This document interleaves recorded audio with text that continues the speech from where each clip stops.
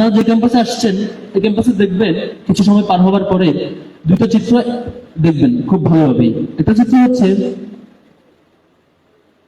একই সময়ে দেখবেন কোনো কোনো শিক্ষার্থী, আপনার ভাই, আপনার বন্ধু সে লাইব্রেরিতে পড়ছে, অথবা সে দেখবেন মসজিদে গিয়ে নামাজ পড়ছে, মন্দিরে গিয়ে তার ধর্মীয় প্র্যাকটিস, পুজো বা আদর্শ সেগুলো জারি রাখছে। আবার সে বাইরের রিসোর্সকে জানবার জন্য, একাডেমিক নির্দিষ্ট সিলেবাসের বাইরে পড়বার জন্য বিভিন্ন সেমিনার, সিম্পোজিয়াম, পাঠচক্র বিভিন্ন জায়গায় গিয়ে লাইব্রেরিতে গিয়ে সে পড়বার চেষ্টা করছে।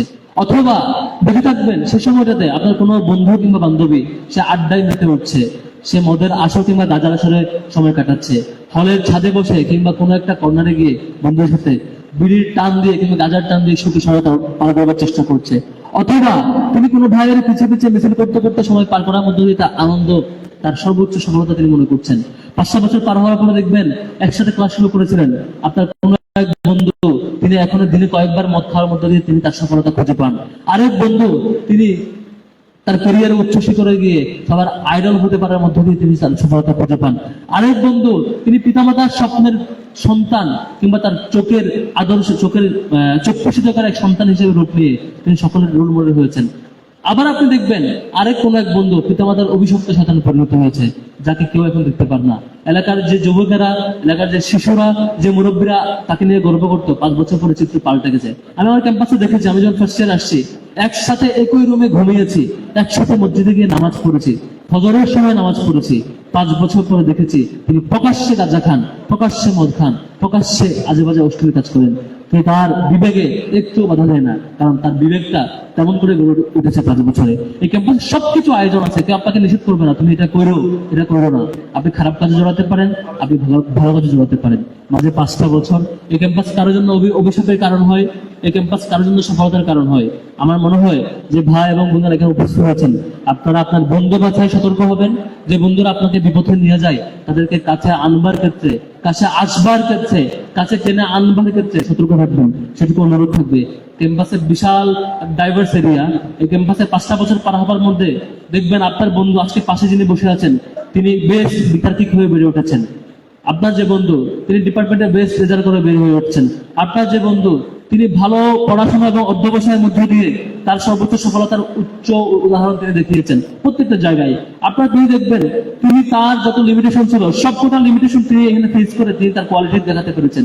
আমরা দেখবো হয়তো সেটি, আবার বিপরীতে দেখবো কেউ হারিয়ে যাচ্ছেন। সম্মানিত ভাইয়েরা, আবার দেখে রাখবেন আজকে আপনারা খুব ভালো সময় পার করছেন, একটা সময় আসবে কেউ ষড়যন্ত্র করবে, আপনাদেরকে দাস বানানোর প্রকল্প হাজির করবে। কেমন করে তিলে তিলে প্রথম বর্ষের শিক্ষার্থীদেরকে দাস বানানো যায়, কেমন করে বাধ্য করে মিছিলে নেওয়া যায়, সেই ষড়যন্ত্র কেউ না কেউ করবে, এখনো শুরু করেছে। কেয়ারফুল থাকা দরকার।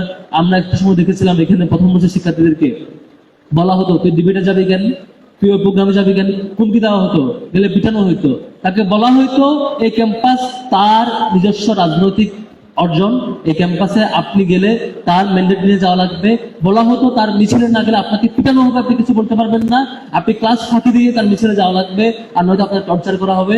এই ধরনের পরিবেশ এই ক্যাম্পাসে ছিল। সামনেও ফিরে আনার কেউ কেউ হয়তো চেষ্টা করবে। আচ্ছা, প্রোগ্রামের ট্যাগলাইন দিচ্ছেন নিরাপদ ক্যাম্পাসে স্বপ্নের ক্যারিয়ার, এই টাইপের ট্যাগলাইন কাছাকাছি। নিরাপদ ক্যাম্পাস নিরাপদ রাখাটা আমাদের দায়িত্ব। সম্মানিত ভাইরা, আমরা ডাকসু জায়গা থেকে আমরা চেষ্টা করেছি।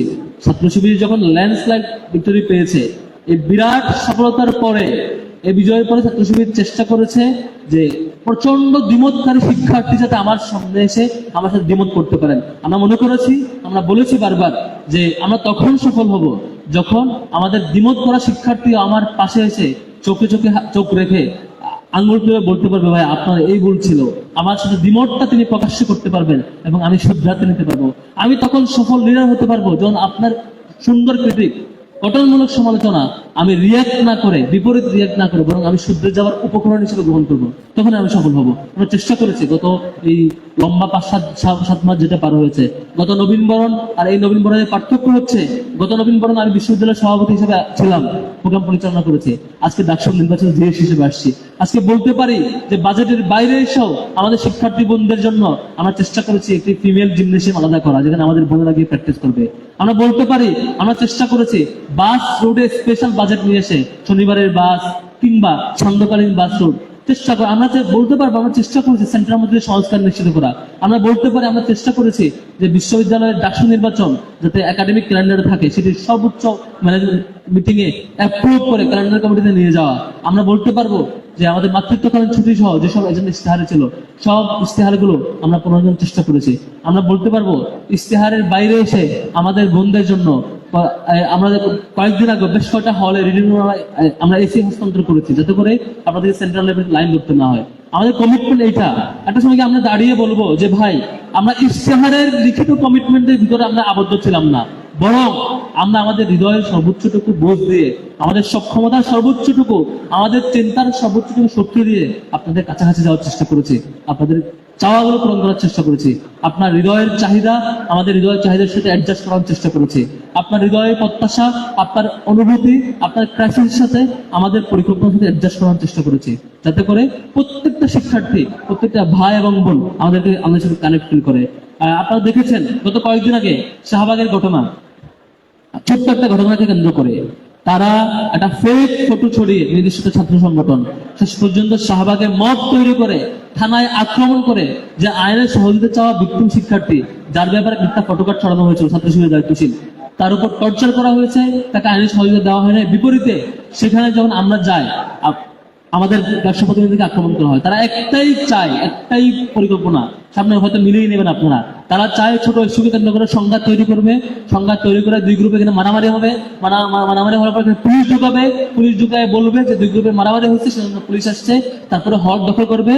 পুলিশের সহযোগিতায় হল দখল করে আগের যে মডেল সেটি হচ্ছে একটা দলকে হল বন্ধক দিয়ে দেওয়া, তারপরে সেই গণরং দেশন ফিরে নিয়ে আসা। আপনাদের মধ্যে বিভিন্ন অনুরোধ থাকবে, কখনো যখন এরকম কৃত্রিম সংকট তৈরি করার প্রকল্প চলবে, কখনো যখন সংকট তৈরি করে পুলিশ ঢুকিয়ে বাজে পরিস্থিতি তৈরি করে হল দখল করে কোনো দলকে বন্ধক দিয়ে দেওয়ার চেষ্টা করা হবে, আপনারা অন্তত শিক্ষার্থীর জায়গা থেকে প্রতিবাদ করবেন। ছাত্র শিবিরের সকল কর্মসূচিতে আপনি দ্বিমত করতে পারেন, ছাত্র শিবিরের সাথে প্রচন্ড দ্বিমত করার স্বাধীনতা আপনার থাকবে।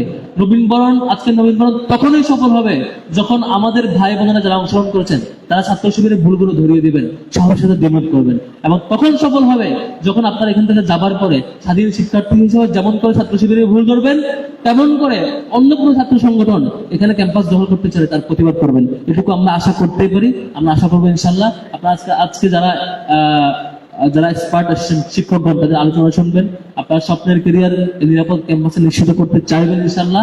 ডাকসুর জায়গা থেকে আপনাদের ভাই হিসাবে প্রত্যেকটা ভাই বোনের সাথে আমরা পাশে থাকবো ইনশাল্লাহ। ডাকসুর সফলতা একটাই, সেটি হচ্ছে বাংলাদেশের ইতিহাসে এই প্রথম কোন নির্বাচনের পরে কোন রাজনৈতিক দল হল দখল করে নাই। ডাকসুর সফলতা হচ্ছে এই প্রথম যে ডাকসুর ল্যান্ডস্লাইড ভিক্টরির পরে কেউ কোনো হল দখল করতে যায় নাই। ডাকসুর সফলতা হচ্ছে এই প্রথম যে ডাকসুর এই বিজয়ের পরে হলে গিয়ে আমরা বলি নাই আমাদের পিছনে মিছিল করতে হবে। ডাকসুর সফলতা হচ্ছে এই প্রথম যে একটা দল তার 2/3 ভোট পেয়ে, 2/3 অধিক ভোট পেয়ে সংসদে যাবার পরে যখন তারা ক্ষমতা আরোহণ করে তখন কোনো ক্যাম্পাস এখন পর্যন্ত দখল করার সাহস করতে পারে নাই। বাংলাদেশের ইতিহাসে এই প্রথম ঘটনা। এটাই আমাদের সার্থকতা। আপনারা নিরাপদ ক্যাম্পাসে আসছেন, আমাদের কমিটমেন্ট এটাই যে হল দখল করতে হলে আমাদের রক্তের উপর দিয়ে যেতে হবে, গণরং গ্যাসিং করতে হলে আমাদের রক্তের উপর দিয়ে যাওয়া লাগবে। আমরা কোনোভাবেই আমাদের কোনো ছোট ভাই বোনকে একটা অনিরাপদ পরিবেশে, গণরং গ্যাসিংয়ের পরিবেশে যেতে দেব না ইনশাআল্লাহ। আমরা সেটা আটকেছি। কয়েকদিন আগে লেদার ইনস্টিটিউটে আইলেটে আমাদের বিশ্ববিদ্যালয়ের শিক্ষার্থীদেরকে ম্যানার শেখানোর নামে বিএসএম শুরু করার চেষ্টা করা হয়েছিল, আমরা থামিয়ে দিয়েছি। এই অপচেষ্টা আমরা রুখে দিব ইনশাআল্লাহ। শুধুমাত্র আপনাদের এটুকু সহযোগিতা চাই, যে কোনো অন্যায়ের বিপরীতে সত্য প্রকাশে আপনারা শিক্ষার্থী হিসেবে সাহসী ভূমিকা রাখবেন, আমরা বাংলাদেশের সাথে থাকবো। আজকে একজন সফল হোক ছাত্র শিবিরের এই যাত্রায়, আপনারা সমালোচনা করে হলেও অন্তত পাশে থাকবেন সে আশা রাখতে চাই। আসসালামু আলাইকুম ওয়া রাহমাতুল্লাহ।